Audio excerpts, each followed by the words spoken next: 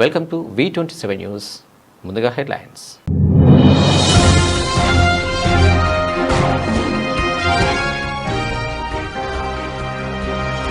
మెటాపై తీవ్ర ఆరోపణలు దావా, వాట్సాప్ సురక్షితం కాదన్న ఎలన్ మస్క్.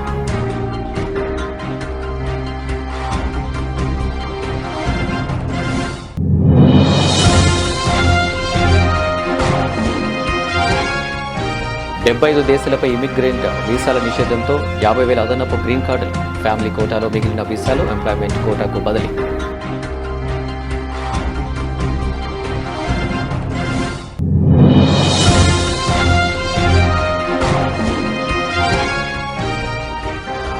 బీజేపీ పాలిత రాష్ట్రాల నుంచి దేశంలోకి మాదక ద్రవ్యాలు వస్తున్నాయన్న స్టాలిన్, తమిళనాడులో మహిళలు క్షేమంగా లేరన్న ప్రధాని వ్యాఖ్యలను కొట్టిపారేసిన సీఎం.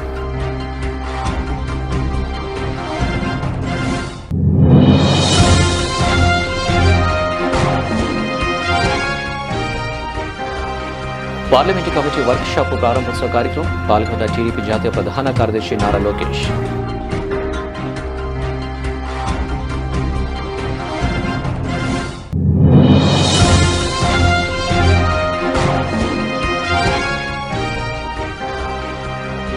అంబేద్కర్ ఆలోచన విధానం వల్లనే ఈరోజు ప్రత్యేక రాష్ట్రాలు, మీడియా సమావేశంలో కేటీఆర్.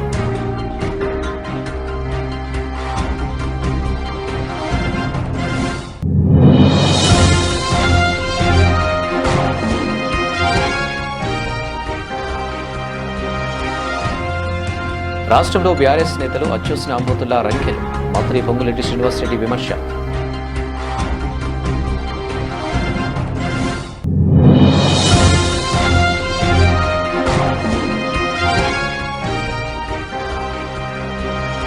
దేశంలో చట్టాలను అమలు చేయాల్సిన వారే ముందు చట్టాలను ఉల్లంఘిస్తున్నారు, ప్రశ్నించిన మెదక్ ఎంపీ రఘునందన్ రావు.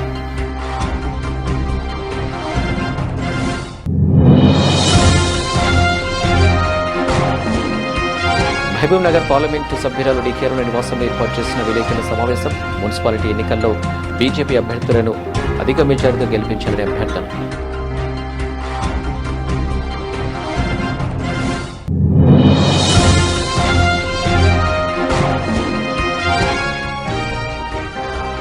బలవంతంగా P4 అమలు చేయిస్తారా? వెల్లంపల్లి శ్రీనివాసరావు మండిపాటు.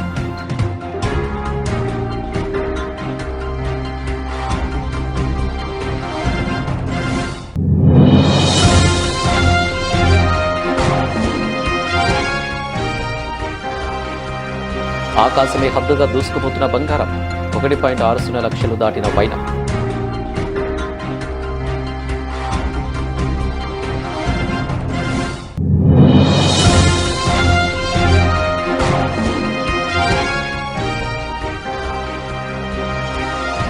ముంబై రేసులోనే ఆర్సీబీపై ఉత్కంఠ విజయం.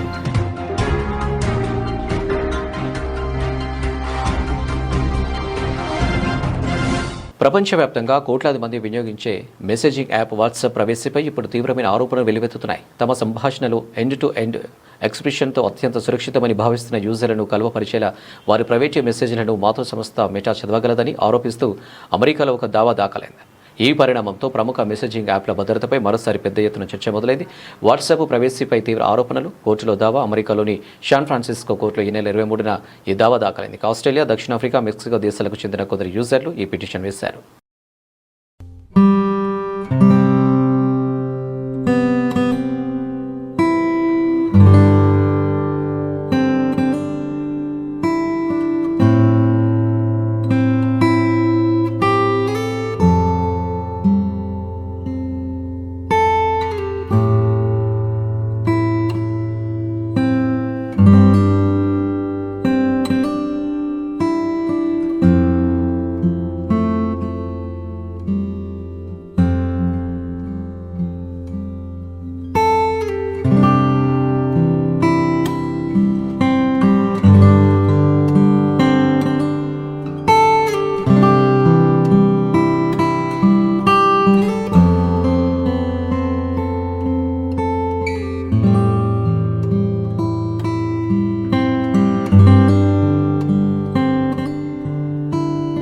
అమెరికా ఇటీవల 75 దేశాల పౌరులకు ఇమిగ్రెంట్ వీసాల జారీని తాత్కాలికంగా నిలిపివేయడంతో 2027లో సుమారు 50,000 అదనపు ఉపాధి ఆధారిత గ్రీన్ కార్డులు అందుబాటులోకి వచ్చే అవకాశం ఉందని ఇమిగ్రేషన్ నిపుణులు అంచనా వేస్తున్నారు.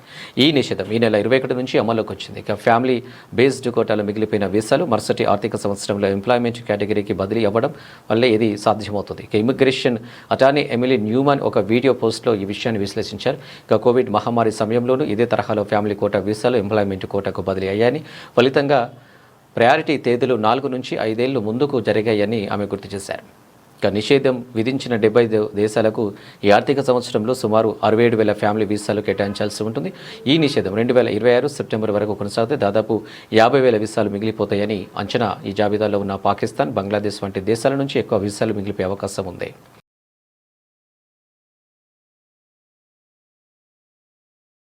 తమిళనాడులో ఎన్నికల వేడి అప్పుడే మొదలైంది. ఇక ప్రధాని నరేంద్ర మోడీ రాష్ట్ర పర్యటన సందర్భంగా డీఎంకే ప్రభుత్వంపై చేసిన విమర్శలకు ముఖ్యమంత్రి డీఎంకే స్టాలిన్ అయితే ఘాటుగా సమాధానమిచ్చారు. మిస్టర్ ప్రైమ్ మినిస్టర్, మీకు సమాధానం ఇచ్చేవారు తప్పుగా ఇస్తున్నట్లున్నారు అంటూ తనదైన శైలిలో కౌంటర్ ఇచ్చారు. ఇక తమిళనాడులో మహిళలకు రక్షణ లేదని, డ్రగ్స్ మాఫియా రాజ్యమెలుతుందని ప్రధాని చేసిన ఆరోపణలను ఆయన తీవ్రంగా ఖండించారు. ఇక తమిళనాడు యువత మాదక ద్రవ్యాల బారిన పడుతుందన్న ప్రధాని విమర్శలపై స్టాలిన్ తీవ్రంగా స్పందించారు. భారతదేశంలోకి డ్రగ్స్ ఎక్కడి నుంచి వస్తున్నాయో ప్రధానికి తెలియదా? గుజరాత్ వంటి బీజేపీ పాలిత రాష్ట్రాలను పోర్టుల నుంచి టన్నుల కొద్ది డ్రగ్స్ దేశంలోకి ప్రవేశిస్తున్నాయి. ఇక మీ రాష్ట్రాల్లో ఉన్న గేట్వేలను అడ్డుకోకుండా మహారాష్ట్రపై నెపం వేయడం సరికాదు అని మండిపడ్డారు. ఇక డ్రగ్స్ నెట్వర్క్స్ నిర్వీర్యం చేసేందుకు కేంద్రం, రాష్ట్రాలు కలిసి పనిచేయాలని, కానీ కేవలం రాజకీయ విమర్శలకే పరిమితం కావడం విచారకరమని ఆయన వ్యాఖ్యానించారు.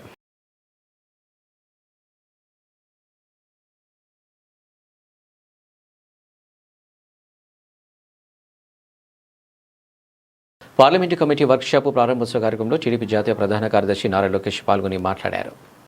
నాయకత్వం జోహార్ అన్న ఎన్టీఆర్, జోహార్ అన్న ఎన్టీఆర్. నానా ఇక్కడ చంద్రబాబు నాయుడు గారి నాయకత్వం ఒకటే ఉంటుంది. ఆయన మన సేనాధిపతి, మనందరం సైనికులమే, అది గుర్తుపెట్టుకోవాలి. వేరే నాయకత్వం ఉండదు ఇక్కడ. ఉన్నోద్యోగం పీకిచ్చేటట్టున్నావు స్వామి. అందరు ఫోన్ల కింద పెట్టండి కొంచెంసేపు. మీకు వీడియో లైవ్లో దొరుకుతుందిలే స్వామి, ఎందుకు కంగారు. అందరికీ నమస్కారం. ఈ సమావేశానికి విచ్చేసిన మీ అందరికీ నా కంగ్రాచులేషన్స్. ఇది నేను ఎందుకు చెప్తున్నానంటే, పార్టీ అంటే కమిట్మెంట్ ఉన్నవారు కనుకనే ఈరోజు పార్టీ కమిటీలో మీకు మేము బాధ్యత కల్పిస్తాం జరిగింది. ఇక్కడున్న మిమ్మల్ని అందరినీ ఒక ప్రశ్న అడగాలనుకుంటున్నా. పార్లమెంట్ కమిటీలో మొదటిసారి కమిటీలో వచ్చిన వాళ్ళు చేతులు పైకెత్తండి. మొదటిసారి తెలుసురా బా, అదే అడిగింది నేను. చేతుల కింద పెట్టండి.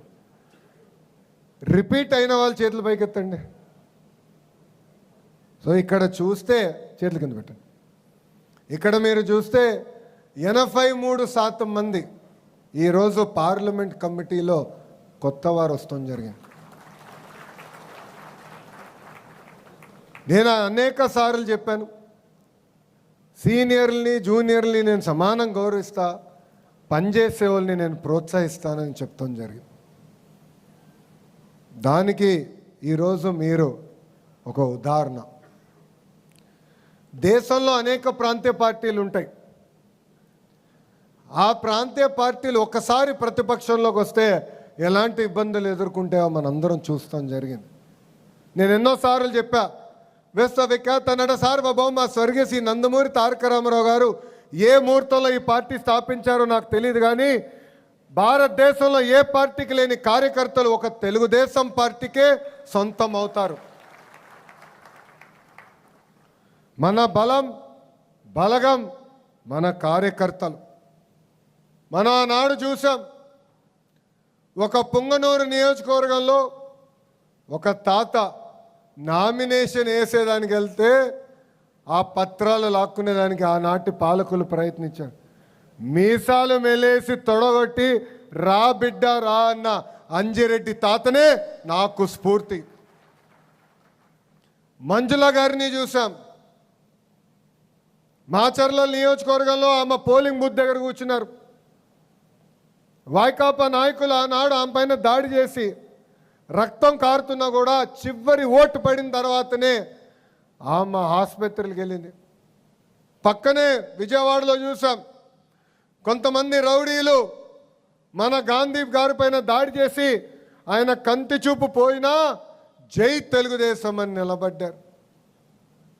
పల్నాడులో చూసాం, తోట చంద్రయ్యని చూసాం, మెడపై కత్తి పెట్టి వాళ్ళ నాయకుడు పార్టీకి జై చెప్పమంటే జై చంద్రబాబు జై తెలుగుదేశం అని ప్రాణాలు కోల్పోయారు. ఇది మనందరం గుర్తుపెట్టుకోవాల్సిన అవసరం ఉంది. మడమ తిప్పుతాం, మాట మార్చుతాం, మన బ్లడ్లోనే లేదు. బోధించు, సమీకరించు, పోరాడు అనే అంబేద్కర్ తత్వాన్ని అద్భుతంగా ఆకలింపు చేసుకున్న నాయకుడు కేసీఆర్. తెలంగాణ రాష్ట్ర ఏర్పాటు అవసరాన్ని తెలంగాణ ప్రజలకు బోధిస్తూ, వాళ్ళను సమీకరిస్తూ, ఎక్కడ ప్రజలకు ఇబ్బంది కలిగిన వారి గొంతుకై ప్రశ్నిస్తూ 14 ఏళ్ల సుదీర్ఘ పోరాటం తర్వాత తెలంగాణ సాధించుకున్నాం. ఆనాడు అంబేద్కర్ ఇచ్చిన ఆర్టికల్ 3 మనకు ఒక అస్త్రంగా ఉపయోగపడింది. అంబేద్కర్ ఆలోచన విధానం వల్లనే ఈరోజు ప్రత్యేక రాష్ట్రాలు ఏర్పడుతున్నాయని బీఆర్ఎస్ వర్కింగ్ ప్రెసిడెంట్ కేటీఆర్ అన్నారు. బోధించు, సమీకరించు, పోరాడు, ఈ తత్వాన్ని, ఈ వాదనని, అంబేద్కర్ తత్వాన్ని అందరికంటే అద్భుతంగా ఆకలింపు చేసుకున్న నాయకుడు కేసీఆర్ గారు. అందుకే తెలంగాణ రాష్ట్ర ఏర్పాటు ఆవశ్యకతను, తెలంగాణ ప్రజలను సమీకరిస్తూ, వారికి రాష్ట్రాన్ని ఏర్పాటు చేయాల్సిన అవసరాన్ని బోధిస్తూ, ఎక్కడ ప్రజలకి ఇబ్బంది కలిగినా వారి తరపున పోరాడుతూ, వారి గొంతుకై నిలిచి 14 ఏళ్ళు కష్టపడి అల్టిమేట్గా తెలంగాణ సాధించుకున్నాం. కానీ ఆ తెలంగాణ సాధించుకునే క్రమంలో కూడా మనకి ఆ రోజు ఒక అస్త్రంగా, ఒక బ్రహ్మాస్త్రంగా ఉపయోగపడ్డది article 3 of constitution of India. ఆ రోజు ఆర్టికల్ 3 కనుక లేకపోతే కొత్త రాష్ట్రాల ఏర్పాటుకు సంబంధించి ఇవాళ తెలంగాణ లేదు. అట్లాగే రాజ్యాంగంలో ఒక అద్భుతమైన నిబంధన, కాన్స్టిట్యూయెంట్ అసెంబ్లీ డిబేట్స్లో డాక్టర్ బాబాసాహెబ్ మన తరపున వాదించినారు వకాల్తా పుచ్చుకుని. ఆయన వాడిన ఒక మాట, ఒక పదం, ఒక ఇడియం, టిరనీ ఆఫ్ మెజారిటీ అన్నారు. అంటే మందబలంతో అల్పసంఖ్యాకుల గొంతు దొక్కుతారు. మందబలంతో, టిరనీ ఆఫ్ మెజారిటీ అంటే మెజారిటీ యొక్క నియంతృత్వ పోకడల వల్ల ఒకవేళ అల్పసంఖ్యాకులు, మైనారిటీస్ ఎవరైతే ఉంటారో, అది మైనారిటీస్ అంటే లింగ్విస్టిక్ మైనారిటీ కావచ్చు, రిలీజియస్ మైనారిటీ కావచ్చు, సంఖ్యాపరంగా మైనారిటీ కావచ్చు, వారి గొంతు వినబడాలి అంటే మందబలం మరి చెల్లకూడదు. అంటే తప్పకుండా ఈ అల్పసంఖ్యాకులకు వాయిస్ ఉండాలి అని వాదించి, ఒక పెద్ద రాష్ట్రం నుంచి చిన్న రాష్ట్రం వేరుపడాలి అంటే పెద్ద రాష్ట్రం అనుమతి అవసరం లేదు, ఆ రాష్ట్ర శాసనసభ అనుమతి అవసరం లేదు అని ఎంతో ముందు చూపుతో, దార్శనికతతో ఆలోచించిన మహానుభావుడు, మహానాయకుడు డాక్టర్ బాబాసాహెబ్ అంబేద్కర్. ఇవాళ మనం ఈ రాష్ట్రంలో ఇంత స్వేచ్ఛగా ఇక్కడ నిలబడి మాట్లాడగలుగుతున్నామంటే ఆ రాజ్యాంగం ప్రసాదించిన free speech, right to free speech అనేది ఇవాళ మనకు ఆలంబనంగా ఉపయోగపడుతున్నది. రాష్ట్రంలో బీఆర్ఎస్ నేతలు అచ్చోసిన అంబుతుల రంకెలు వేస్తున్నారని, అధికారం పోయిన నాటి నుంచి ఒంటి నిండా విషం నింపుకొని కాంగ్రెస్ పట్ల విషం చెబుతున్నారని రెవెన్యూ, సమాచార, గృహ నిర్మాణ శాఖ మంత్రి పొంగుల శ్రీనివాసరెడ్డి విమర్శించారు. ఇక సోమవారం వర్ధనపేట పట్టణంలో integrated residential school, mini stadium, open gym centre, sub jail, మున్సిఫ్ కోర్ట్, డ్రైనేజీ, సీసీ రోడ్లు, సుమారు 294 కోట్ల అభివృద్ధి పనులకు శంకుస్థాపన చేశారు. అనంతరం పట్టణంలో ఏర్పాటు చేసిన పబ్లిక్ మీటింగ్లో ఆయన మాట్లాడారు. ఇక సీఎం రేవంత్ రెడ్డి నాయకత్వంలో ప్రజాప్రభుత్వం ప్రజల శ్రేయస్సు కోసం అహర్నిశలు కృషి చేస్తున్నారు. ఆనాటి ప్రభుత్వంలో రూపొందించిన మంచి పథకాలను కొనసాగిస్తూ ముందుకు కొనసాగుతున్నాయని తెలిపారు. ఇక రాబోయే ఏప్రిల్ నెలలో మళ్లీ కొత్త ఇల్లు మంజూరు చేయడంతో పాటు అవి కాక మరో 3 సార్లు ఇల్లు మంజూరు చేస్తామన్నారు. ఈ కార్యక్రమంలో వరంగల్ జిల్లా collector Satyasharada, additional collector Sandhyarani, municipal commissioner Sudheer Babu, tahsildar Vijayasagar, MPDO Venkataramana, మాజీ TESCAB chairman Marne Ravinder, DCC అధ్యక్షులు ఆయుప్ తదితరులు పాల్గొన్నారు. ఒంటి నిండా విషం పెట్టుకొని విషము కక్కుతూ మళ్లీ అధికారంలోకి ఎప్పుడు రావాలని తాపత్రయపడుతున్నావే తప్ప పేదవాడి కష్టాలు తెలియని నీవు, దొర పోకటపోయి పేదవాళ్ళని విస్మరించి ఇబ్బంది పెట్టిన నువ్వు, పదవి పోయిన తర్వాత ఈనాడు అచ్చేసిన అంబోతాగా రోడ్లెంబటి తిరిగి కాంగ్రెస్ పార్టీని, గౌరవ ముఖ్యమంత్రి రేవంత్ రెడ్డి గారిని, ఈ ప్రభుత్వాన్ని ఎలా నీ నోటికొచ్చినట్టు మాట్లాడుతున్నావో నీ సంస్కారానికే వదిలేస్తున్నాం. ఆనాడు అధికార అహంకారంతో ఏవైతే తప్పులు చేశావో, అది ఫోన్ ట్యాపింగ్ కానీ, కాళేశ్వరం కానీ, పౌర పర్చేజ్ కానీ, ఈ రేసులు కానీ, ఏవైతే తప్పులు చేశావో తాగినోడు కడతాడు తాళ్ల పొన్ను అన్నట్టు తప్పు చేసిన వాడు శిక్షకి అర్హుడు. దాంట్లో నువ్వు 100% ముందుంటావు. దేశంలో చట్టాలను అమలు చేయాల్సిన వారి ముందే చట్టాలను ఉల్లంఘిస్తున్న మౌనంగా ఉండడంలో ఆంతర్యం ఏంటని మెదక్ ఎంపీ రఘునందనరావు ప్రశ్నించారు. ఇక తెల్లాపూర్ సైబర్ హుడ్స్ అసోసియేషన్ అధ్యక్షుడు రమణపై పోలీసుల సమక్షంలోనే కొందరు వ్యక్తులు దాడి చేయడం పట్ల రఘునందనరావు ఆగ్రహం వ్యక్తం చేశారు. ఇక సంగారెడ్డి జిల్లా కొల్లూరు పోలీస్ స్టేషన్ పరిధిలోని తెల్లాపూర్ మేఫార్ రోడ్డులో ఓ వర్గానికి చెందిన కొందరు వ్యక్తులు జిల్లా నిర్మాణం చేపట్టడంపై తెల్లాపూర్ సైబర్ హుడీ అసోసియేషన్ అధ్యక్షుడు రమణ అధికారులకు ఫిర్యాదు చేశారు. అధికారులు పోలీసులతో కలిసి అక్కడికి వెళ్లిన రమణ అధికారులతో మాట్లాడుతుండగానే దాడి చేశారు. తీసుకుపోలేకపోతా ఉన్నాం కాబట్టి ఇక్కడ వస్తున్నటువంటి వాతావరణ పొల్యూషన్తో పాటు వివిధ కన్స్ట్రక్షన్ కంపెనీస్ కన్స్ట్రక్షన్ పేరిట జరుపుతున్న డిస్ట్రక్షన్ని మేము ఖచ్చితంగా ప్రత్యక్ష ఆందోళనకు దిగి ఆపుతామనేటువంటి హెచ్చరికని మనం చేయాల్సినటువంటి అవసరం ఉంది. Chilla dargah whatever you call it is without any permission రేపు భవిష్యత్తులో పెరుగుతున్నటువంటి జనాభా అవసరాల కోసం రోడ్డు వెడల్పు చేయాల్సి వచ్చినప్పుడు మళ్ళీ రోడ్డు మధ్యలో చుల్లా ఉంది దర్గా ఉంది అని భవిష్యత్తులో పంచాయతీ రావద్దంటే my sincere appeal to police, GHMC, HMDA, revenue, pollution control board వీళ్ళందరూ వచ్చి రేపు భౌతికంగా ఆ దర్గా ఉన్నటువంటి ప్లేస్ లేదా చుల్లా ఉన్న ప్లేస్కి వచ్చి అక్కడ జరుగుతున్నటువంటి అక్రమ నిర్మాణ కట్టడాన్ని ఆపకపోతే భవిష్యత్తులో జరిగే పరిణామాలకి పూర్తిగా ఈ రాష్ట్ర ప్రభుత్వం రాష్ట్ర ముఖ్యమంత్రి రేవంత్ రెడ్డి గారే బాధ్యత వహించాల్సి వస్తుందని చెప్పి ఈ సందర్భంగా హెచ్చరిస్తూ ఉన్నాం. పోలీస్ మిత్రులకు కూడా మాదొక విజ్ఞప్తి, భౌతిక దాడి చేసిన వాళ్ళు ఎవరైనా సరే వాళ్ళని వెంటనే అదుపులోకి తీసుకోవాలని చెప్పి డిమాండ్ చేస్తూ ఉన్నాం. లేబర్ క్యాంపులో ఉన్న ప్రతి లేబర్ ఐడెంటిటీని దొంగ ఆధార్ కార్డా, ఒరిజినల్ ఆధార్ కార్డా, ఒరిజినల్ ఓటర్ కార్డా, వాళ్ళు ఏ రాష్ట్రంకి వెళ్ళి వచ్చారు అనేటువంటి ఇన్స్పెక్షన్ కూడా పోలీస్ వాళ్ళని కూడా కంప్లీట్ చేయకపోతే కొద్ది రోజుల తర్వాత కాలనీలోంచి మా మాతృమూర్తులు అక్కా చెల్లెళ్ళు బయటికి పోలేనటువంటి దుస్థితి వస్తూ ఉంది. కాబట్టి we are requesting all the construction companies also before giving contract to somebody ఆ లేబర్ ఎక్కడి నుంచి వచ్చిండ్రు, ఏ రాష్ట్రం నుంచి వచ్చిండ్రు, ఏ దేశం నుంచి వచ్చిండ్రు, ఇవన్నీ వెరిఫై చేయకపోతే అన్ని కన్స్ట్రక్షన్ కంపెనీల పనిని కూడా భౌతికంగా డైరెక్ట్గా వచ్చి మీ ఫీల్డ్ మీదకి వచ్చి ఆపేస్తామని చెప్పి ఈ సందర్భంగా హెచ్చరిస్తూ ఉన్నాం. పర్మిషన్ ఇచ్చేటప్పుడు ఏసీలో కూర్చొని పొల్యూషన్ కంట్రోల్ బోర్డు అయినా పర్మిషన్ ఇస్తాడు, హెచ్ఎండిఏ పర్మిషన్ ఇస్తుంది. ఈడున్న వాళ్ళు మనుషులు అవునా కాదా అనేది ఒకసారి చూడాలి. ఇంకొకటి కూడా చెప్తా ఉన్నాం అధికారులందరికీ, వీళ్ళకి ఇట్లే మెయిల్ పెడతారు, ఇట్లే వస్తారు, వీళ్ళు బిజీగా ఉంటారు, డ్యూటీ పోతారు, మా దగ్గరికి రాలేరని అనుకోకండి. అందరం ఆడవాళ్ళు మగవాళ్ళు అందరం కలిసి ఒక 1 వీక్ అవసరమైతే సెలవు పెట్టి మీ ఆఫీసులకు వచ్చి మీ ఆఫీసులలోంచి తీసుకొని వచ్చి మిమ్మల్ని మా కాలనీలో ఒక విల్లా ఇచ్చి మీరు కూడా ఇక్కడనే మీ భార్య పిల్లలతో ఉంటే మాకున్నటువంటి పొల్యూషన్ సమస్య ఏందో అర్థమవుతుందని చెప్పి వాళ్ళని కూడా తీసుకొచ్చి అవసరమైతే ప్రత్యక్ష కార్యాచరణకు దిగుతామని చెప్పి ఈ సందర్భంగా హెచ్చరిస్తారు. గద్వాల జిల్లా మహబూబ్ నగర్ పార్లమెంటు సభ్యులు డి కిరణ్ నివాసంలో ఏర్పాటు చేసిన విలేకరుల సమావేశంలో ఆమె మాట్లాడారు. రాబోయే మున్సిపాలిటీ ఎన్నికలు మహబూబ్ నగర్ గద్వాల మున్సిపాలిటీ ఎన్నికల్లో బీజేపీ అభ్యర్థులను అధిక మెజారిటీతో గెలిపించాలని కోరారు. నేనే మంత్రిగా ఉన్నప్పుడు చేసిన అభివృద్ధి తప్ప గద్వాల అభివృద్ధి చేసింది లేదని ఆమె అన్నారు. 3,000 మంది పేదలకు ఇండ్ల పట్టాలు ఇస్తే వాటిని లాక్కున్న ఘనత ఎమ్మెల్యే కృష్ణమోహన్ రెడ్డికి దక్కిందని ఆమె అన్నారు. ప్రస్తుతం ఎమ్మెల్యే బండ్ల కృష్ణమోహన్ రెడ్డి ఏ పార్టీలో ఉన్నాడో చెప్పుకోలేని పరిస్థితుల్లో ఉన్నాడు. బీఆర్ఎస్ పార్టీలోనే ఉన్నాడని, బీఆర్ఎస్ను పార్టీని, ప్రజలను, ప్రభుత్వాలను, కోర్టులను మోసం చేస్తున్నా పట్టించుకోవడం లేదని అన్నారు. అప్పుడు వేరే అప్పుడు పార్టీలు అక్కడ పార్టీ మరి, ఇక్కడ పార్టీ మరి, ఇంకో పార్టీ మరి, రకరకాలుగా ఈడ మున్సిపాలిటీలో ఉన్నటువంటి పరిస్థితులను గమనించుకొని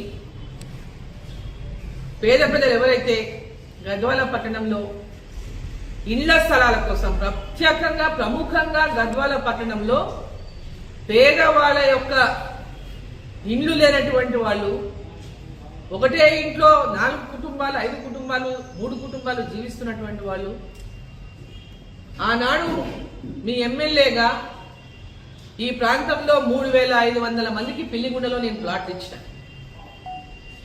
ఆ తర్వాత ఆనాడు మంత్రిగా ఉన్నప్పుడు కూడా మళ్ళీ గవర్నమెంట్ స్థలం లేకపోయినా 78 ఎకరాల పట్టా స్థలాలను ఒక్కొక్కరి దగ్గర 1 ఎకరా, 2 ఎకరా, 3 ఎకరాలు, 4 ఎకరాలు ఇట్లా ఉన్న అందరినీ కూడా ఎక్కడెక్కడనో వేరే రాష్ట్రాల్లో వాళ్ళు భూములు ఉన్న వాళ్ళు ఉంటే కూడా వాళ్ళందరినీ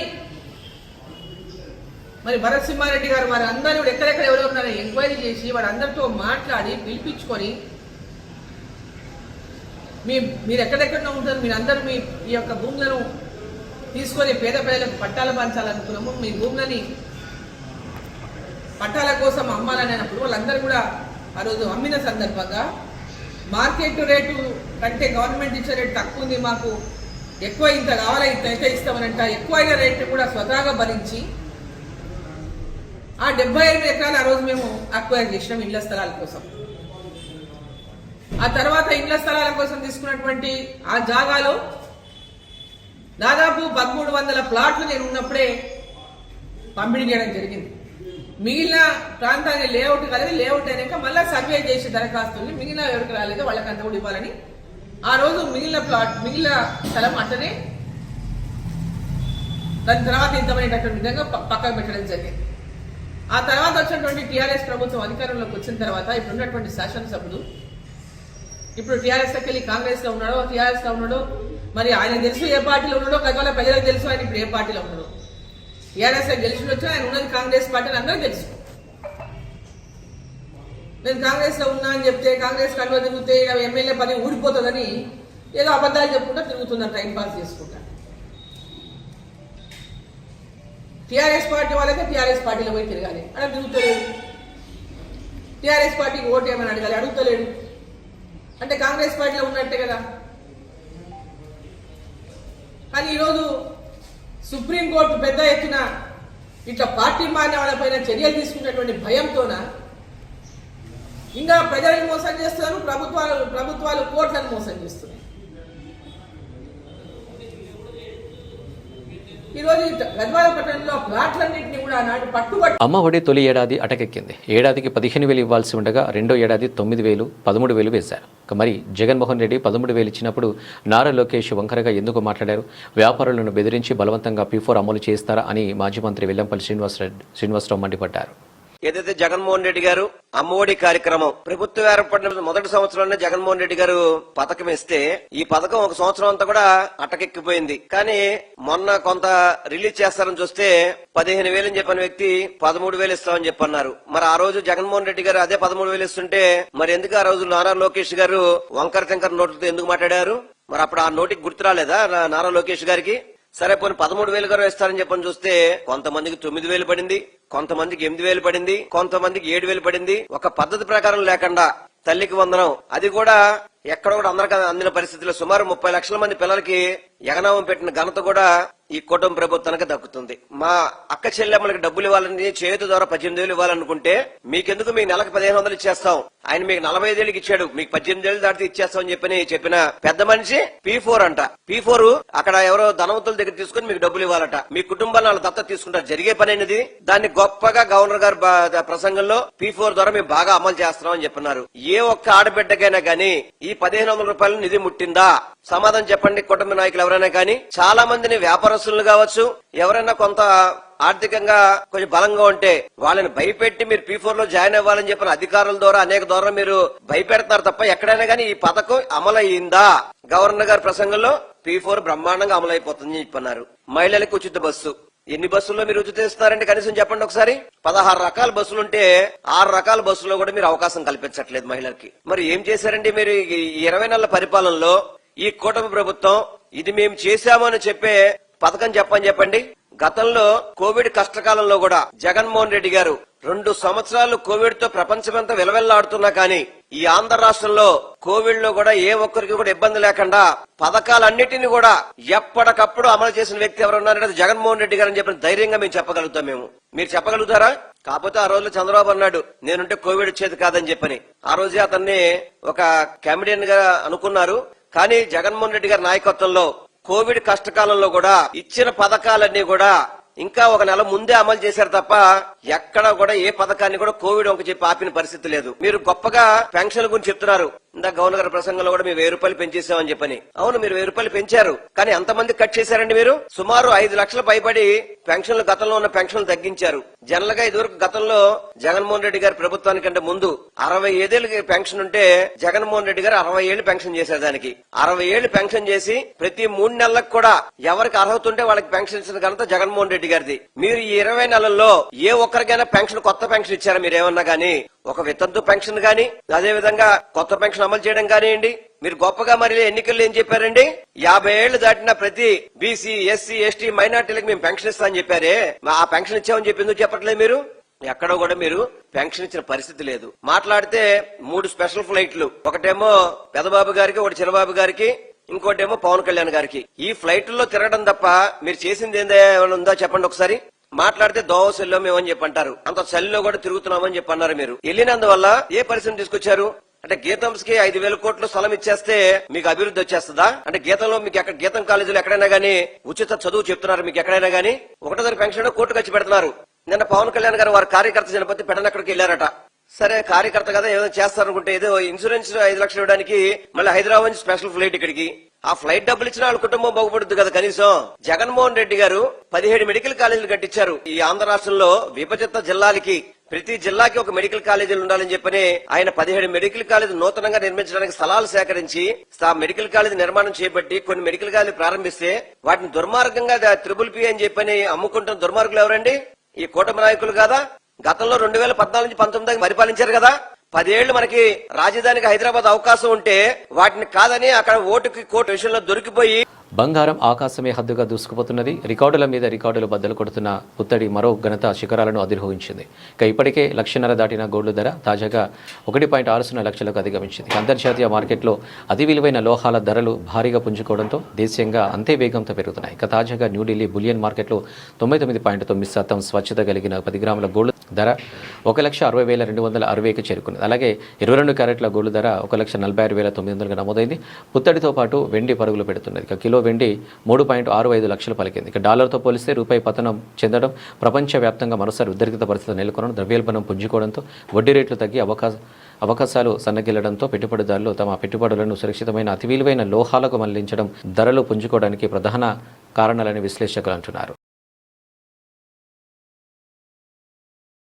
మహిళా ప్రీమియర్ లీగ్ నాకౌట్ రేస్లో నిలవాలంటే తప్పక గెలవాల్సిన మ్యాచ్లో డిఫెండింగ్ ఛాంపియన్ ముంబై ఇండియన్ జూలు విధిల్చింది. ఇక హ్యాట్రిక్ ఓటముల తర్వాత ఓ జట్టు సోమవారం ఇక్కడ రాయల్ ఛాలెంజర్స్ బెంగళూరులో జరిగిన మ్యాచ్లో 15 పరుగుల తేడాతో గెలిచి టాప్ 2 అవకాశాలను సజీవంగా ఉంచుకుంది. ఇక మ్యాచ్లో మొదట బ్యాటింగ్ చేస్తూ నటాలీ సివర్ బ్రంట్ 57 బంతుల్లో 100 పరుగులు చేసి నాటౌట్గా నిలిచింది. అలాగే 16 ఫోర్లు, 1 6 కొట్టింది. ఇక ఈ టోర్నీ చరిత్రలోనే తొలి శతకాన్ని నమోదు చేయడంతో నిర్ణీత ఓవర్లో 4 వికెట్లు కోల్పోయి 199 పరుగులు భారీ స్కోర్ చేస్తుంది. ఇక హేలీ మాథ్యూస్ 39 బంతుల్లో 56.9 ఓవర్లు ఆల్రౌండర్తో షోతో రాణించింది. ఇక అనంతరం భారీ ఛేదనలో ఆర్సీబీ 20 ఓవర్లో 184, 9 వికెట్లతో వద్ద అయిపోయింది. ఇక రీచా ఘోష్ 50 బంతుల్లో 90, 10 ఫోర్లు, 6 సిక్స్లు. ఇక ధనాధన్ అర్ధ సెంచరీతో పోరాడిన ఆర్సీబీకి విజయాన్ని అందించలేకపోయింది.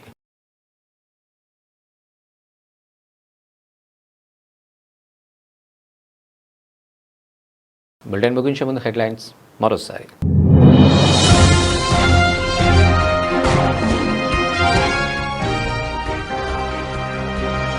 మెటాపై తీవ్ర ఆరోపణలు దావా, వాట్సాప్ సురక్షితం కాదన్న ఎలన్ మస్క్.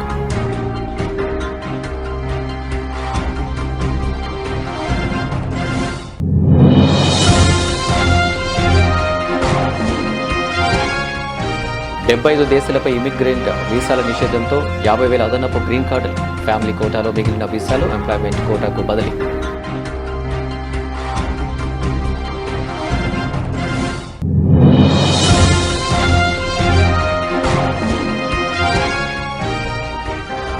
బీజేపీ పాలిత రాష్ట్రాల నుంచి దేశంలోకి మాదక ద్రవ్యాలు వస్తున్నాయన్న స్టాలిన్. తమిళనాడులో మహిళలు క్షేమంగా లేరన్న ప్రధాని వ్యాఖ్యలను కొట్టిపారేసిన సీఎం.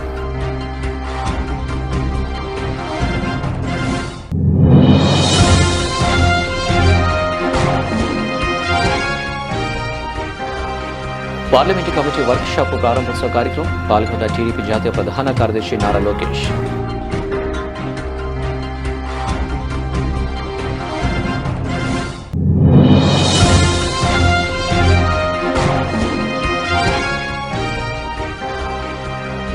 అంబేద్కర్ ఆలోచన విధానం వల్లనే ఈరోజు ప్రత్యేక రాష్ట్రాలు. మీడియా సమావేశంలో కేటీఆర్.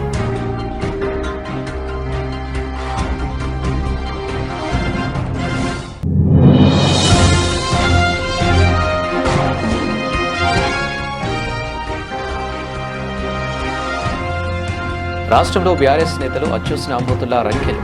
మంత్రి పొంగులేటి శ్రీనివాసరెడ్డి విమర్శ.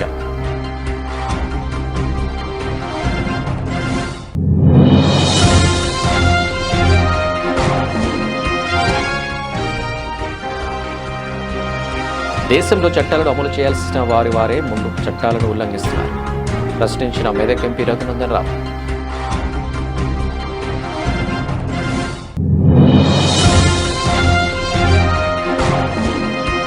మహబూబ్ నగర్ పార్లమెంటు సభ్యురాలు డీకే అరుణ నివాసంలో ఏర్పాటు చేసిన విలేకరుల సమావేశం. మున్సిపాలిటీ ఎన్నికల్లో బీజేపీ అభ్యర్థులను అధిక మెజారిటీతో గెలిపించాలని అభ్యర్థన.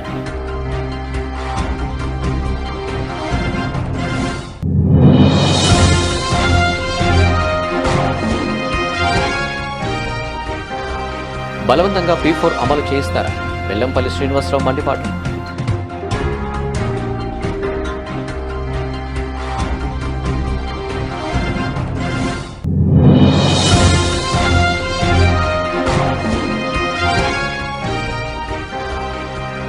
ఆకాశమే హద్దుగా దూసుకుపోతున్న బంగారం. 1.60 లక్షలు దాటిన పైన.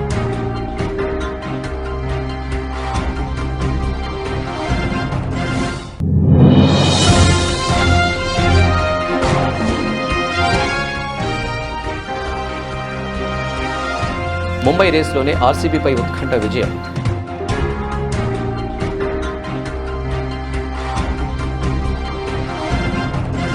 ఇవి అప్డేట్స్.